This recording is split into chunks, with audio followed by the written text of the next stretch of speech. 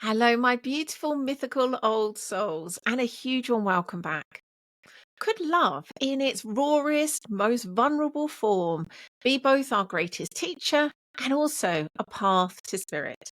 Well, in this episode, I'm joined by the luminous Londin Angel Winters, an author, teacher, and thought leader in sacred intimacy. Together, we explore the realms of intimacy, polarity, motherhood, and sacred sexuality.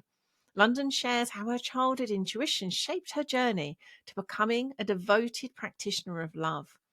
We traverse the intricate dance of polarity in relationships, especially through the transformative crucible of motherhood, where vulnerability and surrender become gateways to spiritual evolution. Our conversation draws upon ancient teachings and lived experiences, revealing the trials and triumphs of maintaining connection and passion amidst life's challenges. So, this isn't just a conversation about relationships, it's an invitation to you too to reflect on the delicate balance between structure and energy, trust and love, as you navigate your own intimate path and your path of spirituality. And before we jump into all of that goodness, I would love to let you know that I will soon be opening the doors to my brand new crucible for women called Beauty Potion, the mythical quest for eternal beauty. And by that, I really mean the union of inner and outer beauty. You can find out more and register your interest to be one of the first to know when I open it at bemythical.com/beauty. And if you're struggling with the challenges of walking your soul path in this crazy modern world and would benefit from guidance, kinship, and support, you can join us at our Academy of the Soul, Unio. You can find out more and join by helping over to bemythical.com/unio or click the link in the description. And now back to this week's episode. Let's dive in. Hello, London. A huge and very warm and so far already quite hysterical welcome to the show. Thank you. Happy to be here. I'll say to listeners that we've been we've been talking for about half an hour and already just been in tears of laughter to the point where I just before we started recording, I had one of those moments of like, I can't look at her, I can't look at her. So I burst out laughing. I've never experienced that. But welcome. Thank you. So, despite the gaiety, or maybe it's completely apt, we have got an incredibly rich, deep episode here to be explored and danced through. Before we go wherever it's going to take us, I'd love to know how your story began. How did your origin story begin? And I do want to add a little kind of side question to this. So, often when I ask people a question like this, they will go quite a way back into often childhood. I love that. I love to hear these stories of kind of like how our soul was speaking to us right back in childhood. And I appreciate, because of the topic, because of the work you do, that might be a slightly more challenging question to answer. And yet I still would love to know if you can see that there was a kind of beginning of your origin story right back in childhood. You're so right on track. So I'm a teacher of intimacy, and more than a teacher, a practitioner. I'm a devoted practitioner. Daily practice with an intimate partner into the realms of conscious loving. And what does that look like? And you might think that starts later, but actually, as a child, in my first discovery of my own sexuality by myself in my bedroom, I could hear my partner Justin's voice and his depth of love and his depth of presence. And it amazes me today. It's like the ultimate deja vu when we're in a moment of the depths of our practice. And he will say something to me, and it's exactly what I heard when I was a child. So there's something very mystical going on here in this path of mine. And per usual, most people, when they talk about being involved in some profoundly mystical life experience, they went way off the reservation before they came back. So as a child, I had this intuition. I had this knowing that there was profound depth available in love. But then, of course, I start my journey into everything that is childhood love, early adult love, and none of it even remotely is the same. I personally retreated into what I call my alpha, what many in the world today would call your masculine. I found that so painful that the difference between what I intuited was possible and what was actually available, even as like a high schooler, even as a college aged person, that I became incredibly focused on my studies.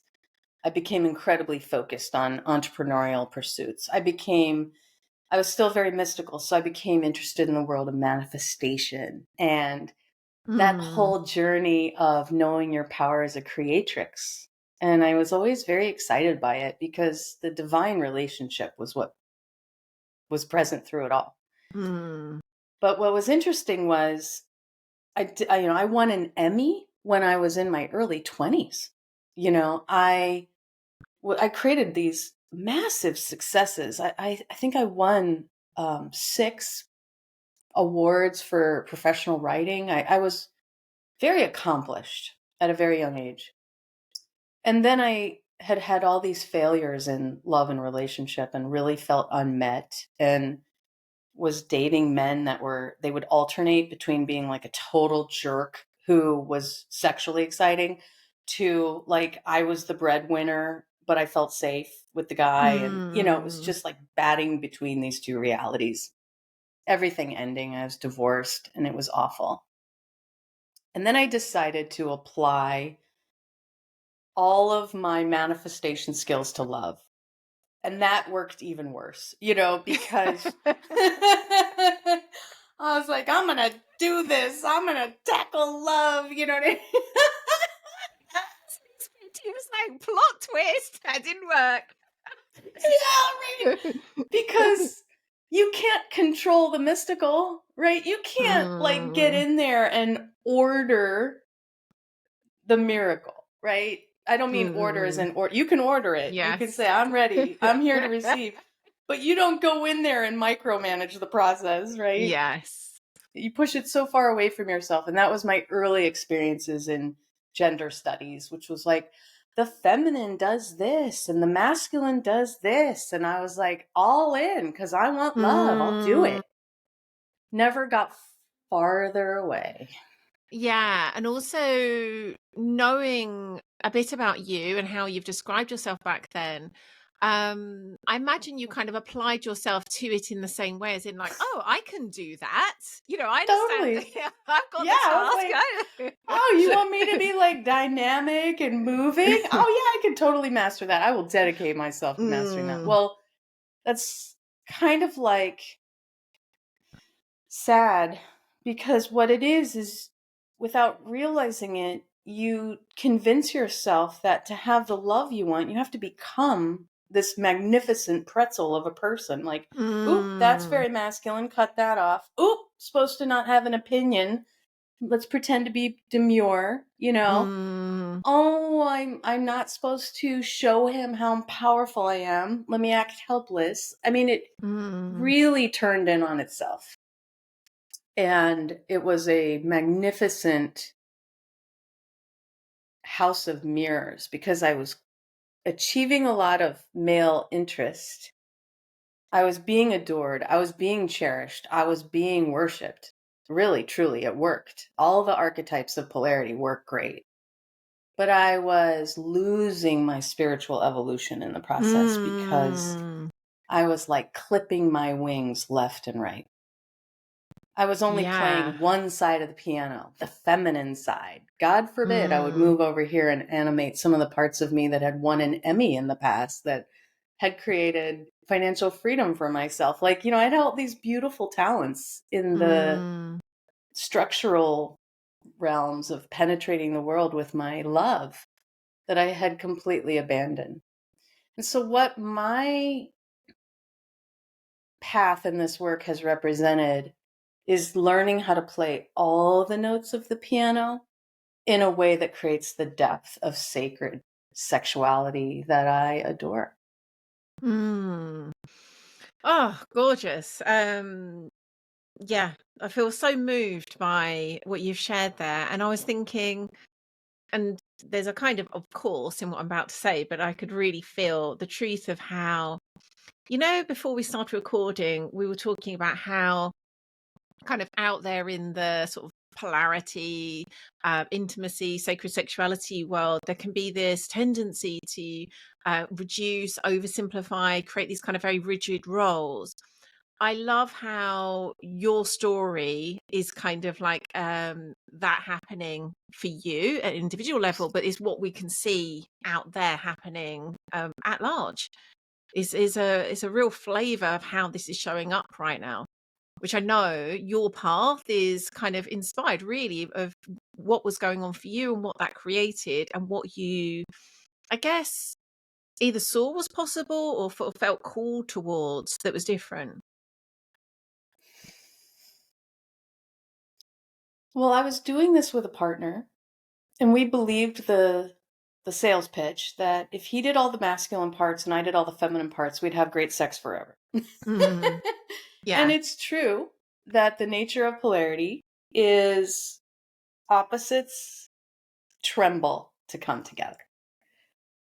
So when you pull two things apart that are diametrically opposed, like magnets, they will literally, and the more you pull them apart, the bigger the tremble. And that's that thing Mm, Erica Jong called the zipless FUCK, right? It's that delicious feeling of, my libido had been missing for years, but suddenly I have skin hunger back. I want you. mm, This is interesting to me. There's so many women that are so hardened by being the alpha in their worlds that just to feel that like intense yearning, that intense libido and eros come back online is quite a nectar. And you can start to want mm, more of it. And I wanted as much as I could taste. I was like, this is such a reclamation of something that I knew as a child I wanted to experience. mm, But it was playing with fire. And I didn't quite realize how I could get burned until I was standing in a house that was burning down to the ground, a relationship that was burning down to the ground. And I was like, wait a minute. What happened to my evolution as a spiritual being? Like now I'm just this mm, glorious puppet who's having tremendous sex. And my husband felt the same. He was going, what happened to me? I used to be such a wider human, and now I'm just trying to show up as this perfect alpha all the time. And we became like bad tennis partners where it's like, you missed the serve. No, you missed the serve. Like if your mm. feminine was more surrendered, then I could really show up. And, and I was like, well, if you didn't forget to bring home the milk, then I wouldn't have lost trust, It was getting ridiculous. But Justin and I love polarity, and we love the depth that is available when you split two pieces apart. And so our whole path for the last 10 years has been how to preserve the beauty of these teachings, but also do it in a way where both partners are at the edge of their spiritual development, meaning you're deepening in consciousness and love. You're both, Mm, and you're both together, but not the same. And all of our books are about this. mm. Oh, I love this so much. And really that comes to the point that I just felt you were the perfect person to explore this with, in that, ironically, really, even when this kind of work is done with an understanding of, say, spirituality, it can seem that it takes people further away from that kind of true embodied spirituality, which, however we might describe it in so many different spiritual traditions, ultimately is about union within. It might be expressed with another. It can be expressed in lots and lots of different ways, but ultimately that's what's happening. The deeper we go on that path of consciousness is union within, and that seems to somehow get forgotten or sort of tossed by the wayside in much of this work. And I felt that there was something in the way that you're journeying on this path where it's at the heart of it. It's not a kind of, oh, it's a kind of nice little side order that might sometimes get a look in. It's like at the heart. It's kind of the North Star of your path, and I can really feel that in you. So that's the conversation I would love to have now. Um, I guess let's. Um, I think something that occurs to me to look at, and I'd love to know your thoughts on this. It seems to me that there are so many ways we can walk that path, that kind of path towards the divine, let's say. And it seems that some of us, to some extent or other, have a path that one way or another includes sacred sexuality. It doesn't mean that's for everyone, and and I think some ways this is kind of where polarity has sort of become like, oh, this is the panacea to having a good relationship, and it kind of is losing the kind of where it began from. But again, I don't see that this is necessarily for everyone, but for those called, it's I think probably a vital part of someone's what someone's soul came here for and how they came to walk the path. So I'd love to know your sense of that, like why this might be for certain people and not for others. My experience, been teaching for a very long time, worked with hundreds of people. It's some of the deepest work there is to do. And I think when you're called to it, when you feel the heat of it all, and I'll say more about what I mean, but when the heat rises, there's like a part of your higher self saying, keep showing up, keep showing up. And what I've noticed is for people who don't necessarily have that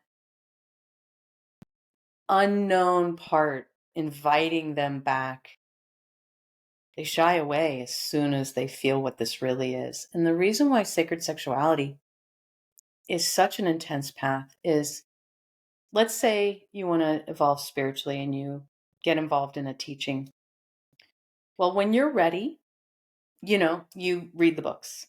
And when it's class time, you go and you sit on the cushion and you meditate. And you're going to the class, and so you gear up, and when your coach, your guru, your teacher is around, you mentally prepare to do that work. When you get into making your partner, your intimate partner is your guru, meaning that's your spiritual path, is to show up to intimacy with depth, with real, raw, honest relating, and with sensuality present. That's going to be there 24/7. To be in a truly depth-based, intimate relationship where you're teaching, where you're living, where you're practicing relationship as a sadhana, he's going to catch you when you don't feel like doing it. He's going to trigger you in a way you didn't even know to ask your teacher. Like, everything, you're out of control. You're literally out of control because relationship is on you and you're not driving the moment. The moment is on you. And that requires this word. And this word, I think, is what separates the people who this is appropriate for and those who it's not. Surrender. To do this path, you have to really embrace the idea of surrender. And I don't mean surrender as submission. Oh, you make him the leader and you're the follower. A lot of those more dogmatic polarity ideas. That's not what I'm talking about at all. I'm talking about surrender to the Creator, showing you how you close to love in any given moment. Mm. Sit in front of your beloved when he does something to lose your trust. Bring awareness of what your body does in that moment. You find out everything you needed to know about your childhood definition of how to earn love and lose it. Mm. Meaning, we all, as children, are like AI computers figuring out what gets our parents' attention and what loses it. And then we bring that into our future intimacies and we sell ourselves out to get love, and we sell ourselves out to avoid losing love. And then when the love is present, we can't even show up to it because we're afraid of getting hurt. Mm. And that's why I think intimate relationship can be the ultimate path to spiritual evolution, because it's really truly your relationship with love itself. Mm. And surrendering into love itself, not surrendering into him, surrendering into the thing that is moving through you, that is the truth between you and him. And that's the scariest thing to do. Oh, yes, yes, yes, yes. Oh, as you were talking, I was so present to this. Every time I go to say a word, I'm like, no, it's not quite that. It's more than that. So I'm gonna try a different direction. So as we were talking about before we started recording, you wrote one book, had some experiences or two, and then wrote another book. And one of the experiences or two included having a baby. And as we and this is where the hilarity started, I think.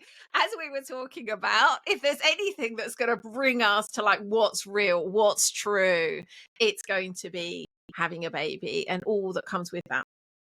And I was trying to kind of like capture that in a sort of succinct way, and there wasn't a way. So that's kind of what I would love to talk about, because I can so feel how that truth has been kind of forged within you through those experiences. Because I think there can be a way that what you just described, we can kind of play at our fantasy of that. And then there's a point, and it can come in through many forms. But I think it's, again, motherhood is certainly one of those ones that really brings us present to what's real, where there just isn't, we can no longer keep upholding those fantasy ideals of, this is, I am practicing in this way, and the relationship is my temple. And yet there is, as these things are no longer become available, we see what we're actually left with. So I'd love to hear your sense in terms of the difference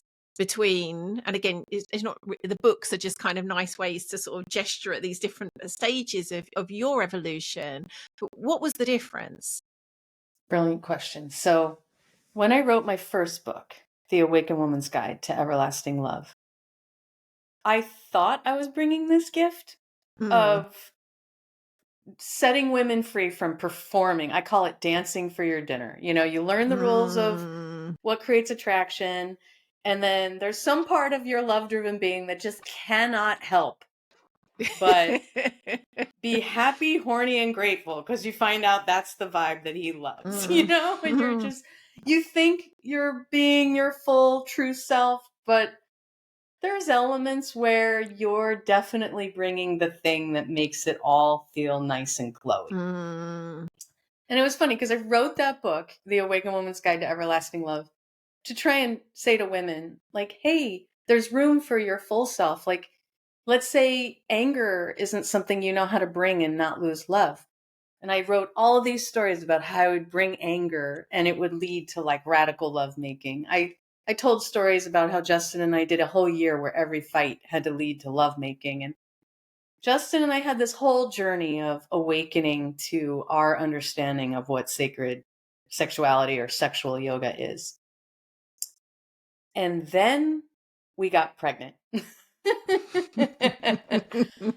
And pregnancy alone started a whole new level of awakening, because I was 47. I got pregnant, Justin kicked one past the goalie in triple overtime. It was very hard to be pregnant at 47 and all of that energy. So one of the concepts of polarity is the man's the structure and the woman is the energy. That's a more dogmatic understanding of it.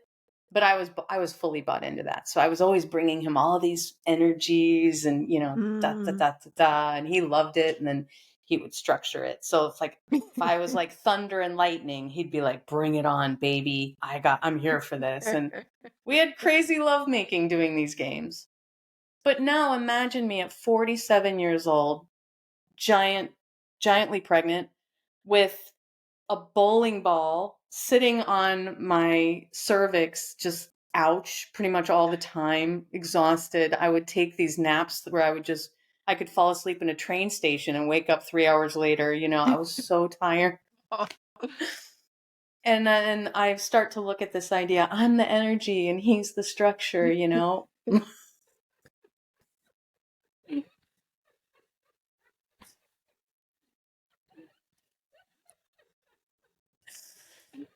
Insert panic. My life is over, right? How's this ever going to work? How's this going to work, And so what the beauty of sexual yoga is it teaches you. A question there. Yes. Mm-hmm. Did you have, you just like, how's this ever going to work? Did you have that? Did you have a genuine concern? Our relationship's been built on this. It's flourished on this particular dynamic, which now very much doesn't seem available. I loved your description, giantly pregnant. Very descriptive. I really got a visual there.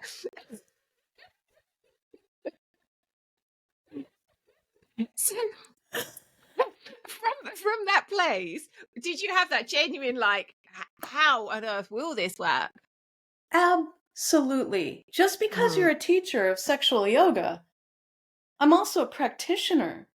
I'm also just a woman who wants to be loved. And polarity is an on-off type situation in the sense that every woman, I'm sure, knows when her man is undressing her with his eyes. Like, when you're sitting across the table and he's looking over at you like, I've known you for 10 years, but I feel like I just met you and I need to have you. That's the best feeling in the world.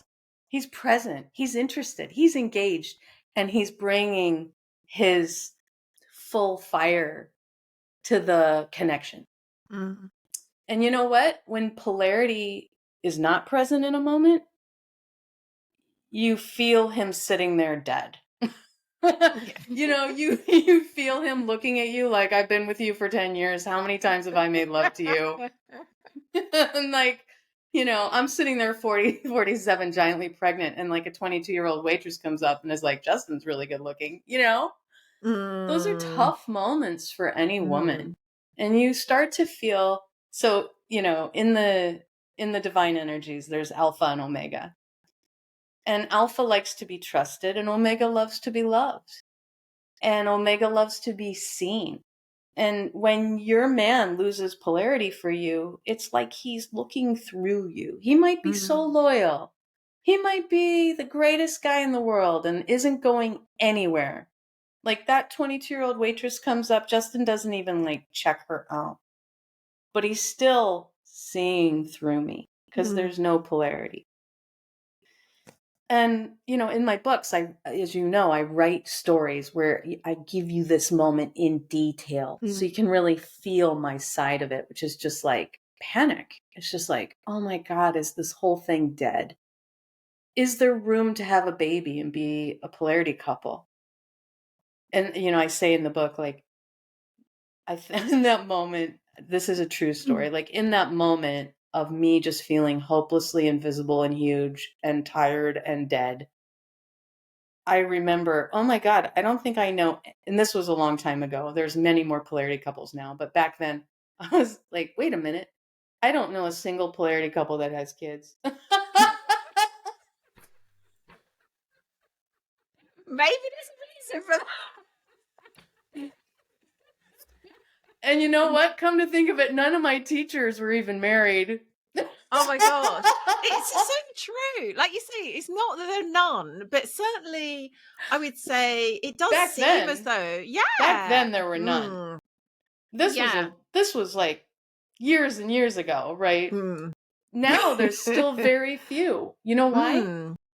Because kids are hardcore depolarizing. Mm. Because all Yeah. that free time you had to do the dance of structure and Mm. energy and, you know, radiant love meets grounded consciousness, you know, all that time you had is, you know, vaporized. And you, on top of that, you've got all of the. I mean, when we were talking before recording, I've got a memory of you doing an impression of like the breast pump noise. I told the story of one of my friends woke up after a night where you kind of, for anyone listening who hasn't breastfed, you wear these like pads to stop milk going everywhere. And she woke up, turned, and her husband was fast asleep with a breast pad stuck to his stubble. So you've got that. It's not just you've got that stuff going on. Seriously, you've got that. And then the baby's going to cry 2 hours later. Mm. You know, like if we engage If in you're lucky. If you're lucky. if you're lucky. So I thought I was being, I'm in total transparency. Like after I wrote Awaken Woman's Guide, I thought I was being real raw and honest. I thought I was being I feel transparent. that in the book, yes. I don't feel you were, that you can so feel your intention was that. Yeah, because for me at that time, the big breakthrough was to show him I was hurt, show him I was angry, show him I didn't like what he was doing. You know, that was my, you know, I love the way you said that your listeners have watched you go through your spiritual journey. And, you know, so have my followers. And like at the time of the Awakened Woman's Guide, my big breakthroughs were just to say I was angry, because when I said I was angry in my childhood home, my dad would leave the house. He was like, well, we don't do that here. And I learned if you show that you're angry, you lose love. So back when I wrote Awakened Woman's Guide, my big breakthroughs were about like, Justin, I'm angry. You know, Justin, I just lost trust because I saw you arc with another woman. You know, those were my big breakthroughs. Then I have pregnancy and childbirth and infancy. And now I'm faced with a whole new set of spiritual challenges, which is hopelessly vulnerable, not able to like think I'm bringing my game when I, you know, I've got 2 breast pumps and like, you know, and I need a bunch of chores from him. Like I can't do this alone. And I'm even more tired. If I thought I was tired when I was pregnant, now I'm exhausted because I haven't slept through the night because I'm nursing.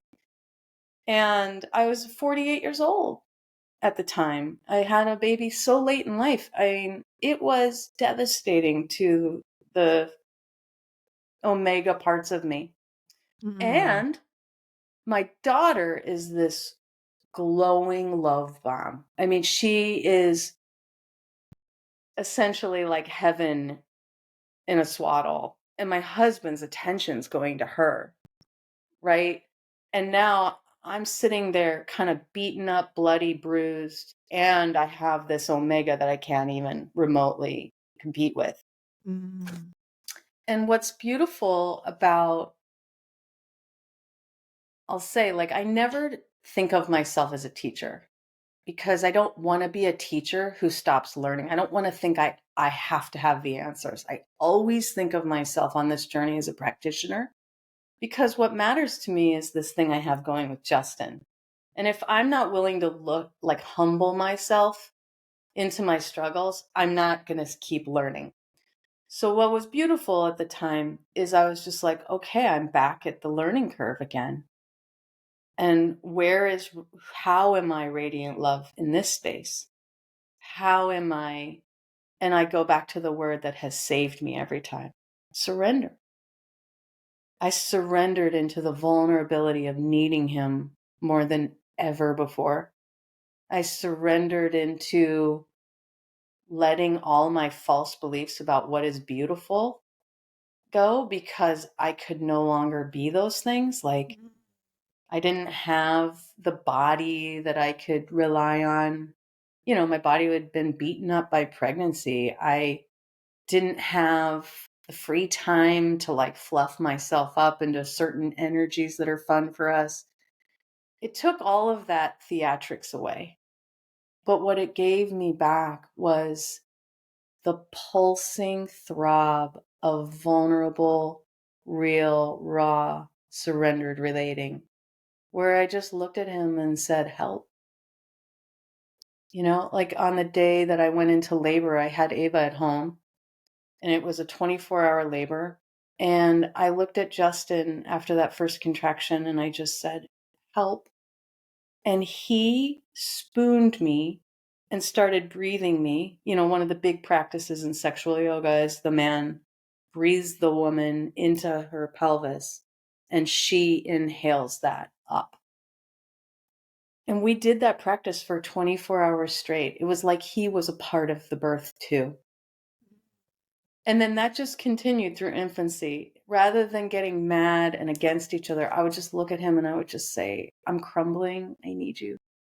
And he would meet me there. And then when I felt ready to make love again, and I felt so invisible, so kind of like at everyone else's service, because when you're a mom, you're the hostess with the mostest, I would look at Justin and say, I can't feel the lover that I am. And he would be like, meet me in the practice room.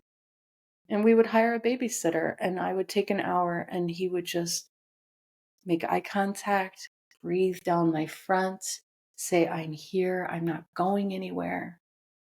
And I had no obligation to be turned on. It was like he was just offering me the gift of his presence. And I was giving him the truth of my vulnerability, surrendered in softness. And we would just repair and we would reconnect as lovers. And then we would walk back into the chaos of a 1-year-old united. And it's just been like that all along. And as a result, having a baby was one of the best things that could happen to me, ironically, as a polarity teacher, because now I understand what really creates polarity. And it's not the archetypes. The archetypes are fun. I describe the archetypes like, move for anything you're going to hear about the way you should be. It's like archetype stuff. So like move for him, sound for him, those are beautiful things. And they're like candy. They're fun to eat as a couple. He doesn't move, she moves. He's this, she's the opposite. Those are candy. But what I discovered is that the true nature of polarity is trust meets love.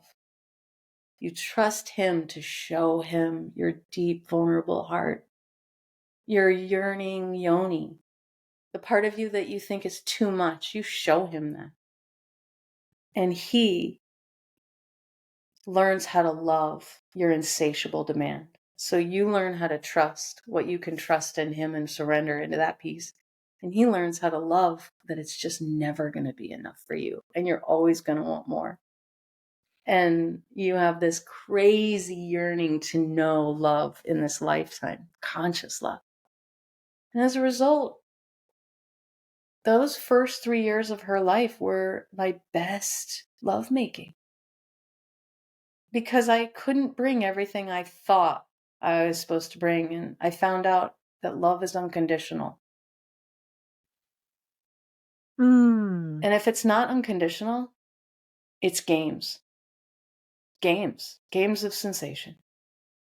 When it's unconditional, you're touching the thing that relaxes the soul into true purpose. Like, oh, I'm actually living in awakening. Am I awakened? No. But I'm living in a moment of awakening. And that just, I'm on track. Like I'm having the experience I came here to have. And that kind of circles back to your very original question of like the soul is looking for something. And when you surrender perfectly, in conscious love, the soul is like, yes, yes, this is what we knew was possible, even with these bodies, even with Oh, these delusions. yeah. Unconditional conscious love is the thing. And some of that other stuff is just candy, but when you eat too much candy, you get sick, you know? Yeah. I love everything you've shared so much. There was a word you used earlier. You said something like it was just theatrics. And what I was hearing in what you were sharing was, firstly, going back to something you said earlier, that we can miss that the devotion, the surrender is actually to love itself. It's not, Yes. it comes in the form of the man, the relationship, but ultimately the deepest surrender, the deepest devotion is to love itself, which of course is to unconditional love itself. But the very theatrics that we think we need to inhabit are conditions. The conditions we're putting in the way of experiencing the love that we are devoted to. And there's just something so simple but so precious in what you've just shared there, and how it's brought you so present to the truth of this in a way that, again, going back to when you wrote your first book, it's so easy to think we are doing the thing.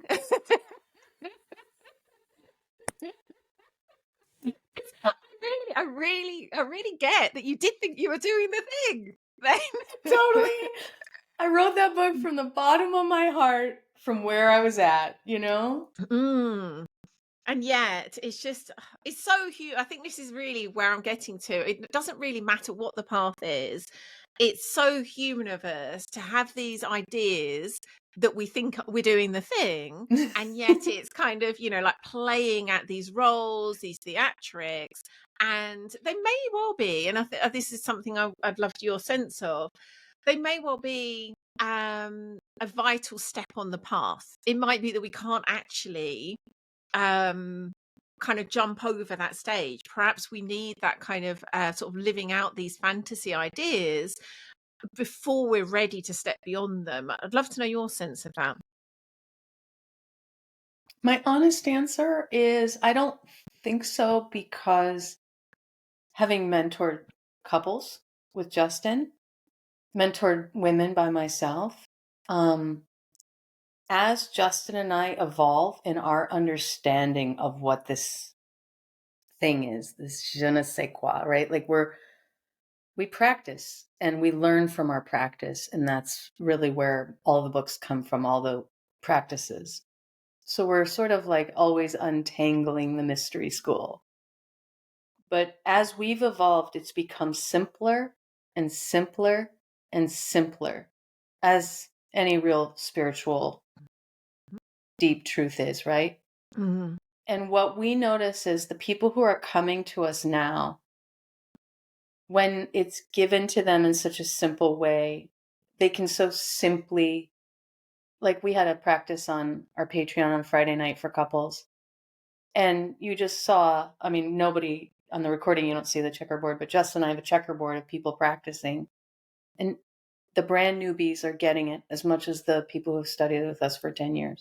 Mm. Because, and I can go to like how we've simplified it if you want me to do a little teaching.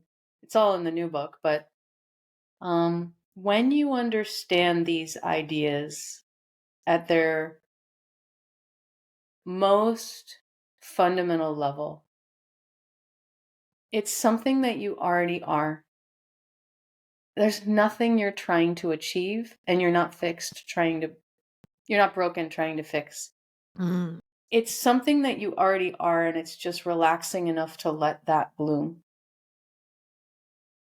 And when it blooms, and the surrender into the bloom for him and her, the bodies begin. It's kind of like childbirth. Like the body already knows what to do. Mm. You get out of the way and the body does the thing. And so I think that we're evolving as a collective. And the people coming into polarity work now with right understanding are standing on the shoulders of the people who kind of like worked it out. Because remember, these teachings are ancient. I mean, ancient. And they came over in the West and they were misused and misunderstood. And there was a lot of like trickery that went on with it and a lot of chaos that went on with it. But it's all kind of coming into this like really precious return to the original teachings in their most simplified form. And when you have two people who show up like ready to do the work without, they can find depth rather quickly with each other. And it's really gratifying to see, because that's the nature of the truth, is it's actually very simple. It's just how willing you are to surrender in the moment. Because it's like it's who you are. And then there's this debris on top. And when you just gently take off some of that debris, you're just like,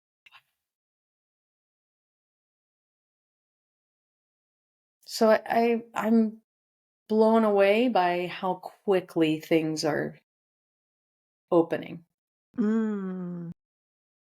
Yeah, that really makes sense. I was brought present as you were saying this to the, as you say, the sort of twists and turns that the polarity world has taken, and how even the reason to practice, the reason to devote to it, has kind of got a bit distorted, for want of a better word, and kind of commodified and reduced in itself. And I was as you were as I was listening to you, I was thinking, yes, the more you go back to the kind of the truth, the simple truth, that calls people who are actually there for that, are devoted to that as a practice, as opposed to, for example, just having great sex. Absolutely. Well, and that relates to the thing you said about that inner marriage. So, one of my foundational teachings with my women is that your inner marriage creates your outer marriage. And I'll give you a simple example of this in my life. So, if things get off with Justin, rather than me feeling that like urgency, that reactivity to like fix it, like, what are you thinking? Hey, what did you mean by that comment? Can we talk about this? Like, you can hear the reactivity in my system. I have learned, if I'm worked up, it's not the time to go work this out with him, because I'm unaware, I'm insensitive, and I'm reactive. Like, I am codependently needy. I want to fix. It's like everything has to change now. If there's all that urgency in me, I've got my own work to do before I even address this with him. So I will just, it can be as simple as just going to the bathroom, having a moment to bring my witness, my seer, in relationship with my feeler. And I'll just show you what this would look like in a moment. So let's say we just had like at a meal and I went to the restroom and I sat down and I just You're said, allowed to okay. call it Lou now, remember? Yeah. I went to the Made you an honorary Brit. So let's say we had a little squabble at the table and it got tense and I went, uh-oh. And then I escaped to the loo and I had a moment and I brought my awareness online. So we call this the seer. And so I just take a moment, close my eyes, and I say, I have my seer, which is like the witness observing the moment, transcendence, observing immersion. I see you're scared of losing his love.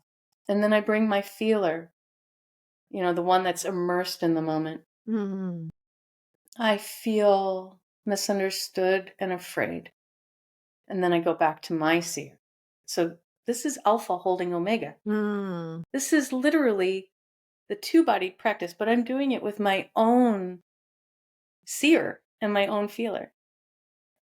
So then the seer says, I see you wanted to have a really nice moment with him and it's not working the way you wanted it. And then my feeler melts. I Oh. feel seen. I feel loved. Now I've got sacred union going on between my seer and my feeler. Mm.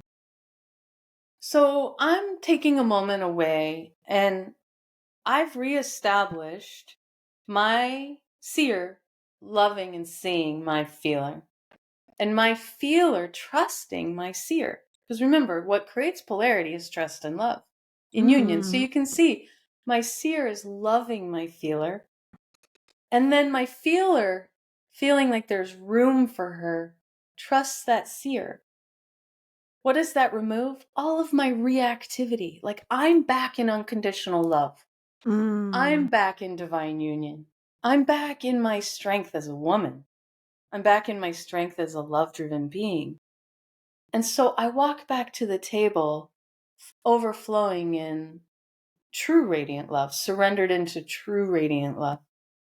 And then instead of saying like, honey, what do you, right? Any of those responses that I would have been a moment ago, I say to him, I miss you, babe. I wanted to have a yummy date night, and I see we've gotten off track. Mm. And now my heart speaks to his heart, and he melts and says, me too, love. Me too. Let's do this again. Now we went from being opponents, we went from being codependent to like love is leading the way, consciousness is leading the way. This is Mm. truly what it looks like to live in the practice. I mean, it's not more complicated than that. And we have all these couples that are practicing this. We get texts like, we're on our dream vacation in Turkey. We were sitting in a cafe. We started falling into our thing, and we just did an I see, I feel, and we're back into our best vacation ever. You know, Mm. it's gives you the technology to just tap into the higher self and relate from there, and then make love from there. And now all of that performance stuff just seems like fun candy, but not the point. Yeah. Oh, I love that so much. There's we're kind of we're basically up on time, but I'd love to hear you just say something about this before we close. The the word that you've said over and over again during this episode is about being a practitioner, and there is something I think so vital in that. You know, again, if we're truly on a path, a spiritual path, ultimately that is what it's all about. And it may overflow into other roles, like you say, being a teacher, but it comes from being a practitioner of your own spiritual path. And again, that going back to the kind of intention of this episode, that is not about, you know, having a great relationship, although that is part of what can be created. It's not about having, you know, best sex. It is about being a practitioner of a spiritual path. So before we close, is there anything else you feel you would like to add to that about this idea of like this is a practice and I'm a practitioner of it? I would love to hear any final thoughts you have on that. When you decide to have your partner become your guru, what it means is I've committed to this relationship, and I'm going to show up in every moment, and I'm going to be as aware as I can. Sensitive, meaning like willing to feel, take a full breath down into the belly and feel what this moment feels like. I'm willing to be aware of myself and you. I'm willing to consider you in this equation. And non-reactive. I'm willing to unguard my body and meet this moment without immediately trying to fix it, without immediately trying to change it. I'm willing to give it the dignity of allowing it to be what it is. This is how Mm. you grow sexually and spiritually with your chosen beloved. Now, if you don't have a man yet, and I have tons of female clients that haven't met the man yet, they're already practicing for their beloved with themselves, like I just taught in the loo, you know? And that's what I love most is this practice is available to everyone.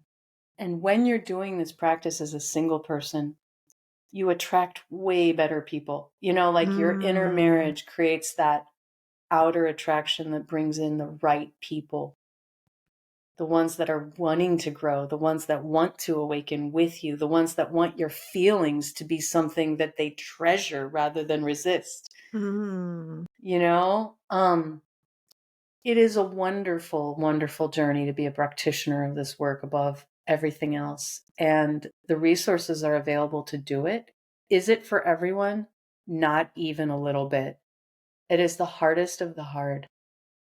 But to be able to bring conscious love to at least one human being is a paradigm shift that ripples across the entire collective, across the entire planet. And more importantly, settles your soul like, yes, this is what I knew. This is what I intuited I could feel in this incarnation. And having even one taste of that is worth it. I'm glad I asked you that last question.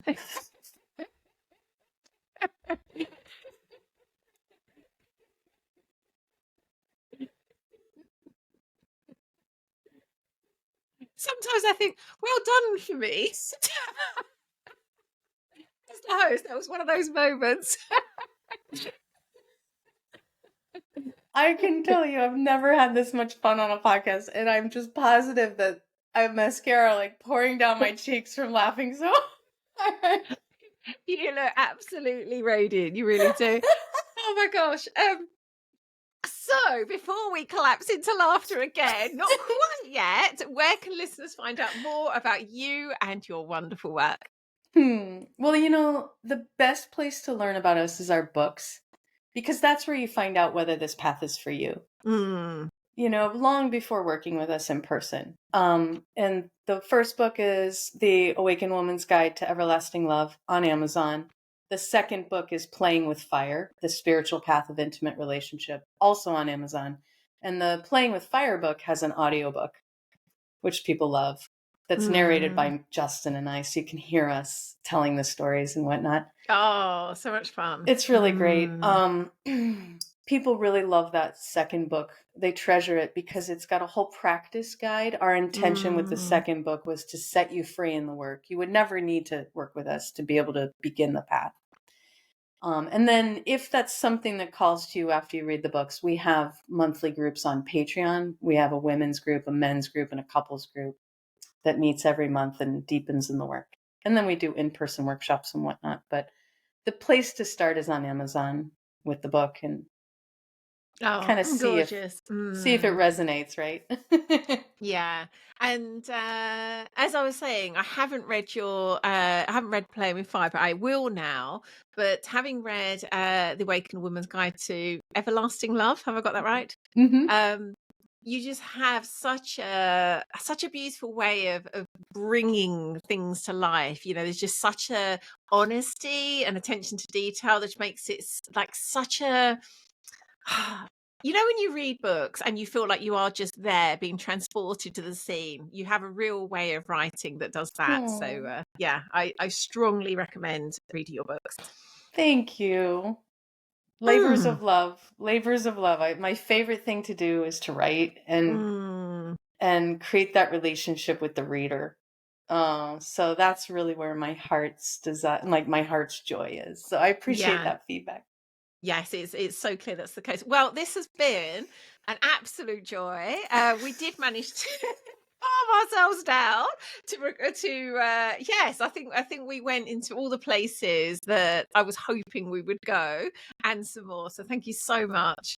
So glad. It was such a joy. I very much hope you enjoyed watching that. And if you did and you're not already subscribed, then do hit that bell thingy and subscribe to automatically get each fresh new episode as it's released each week. If you'd like to find out more about the work we do at Be Mythical to guide and support old souls in this new world to live their own unique myth, do hop along to bemythical.com and you'll find out all the ways you can join us and go deeper with us on your own mythical journey. Lots of love for now. Mwah. See you again next week.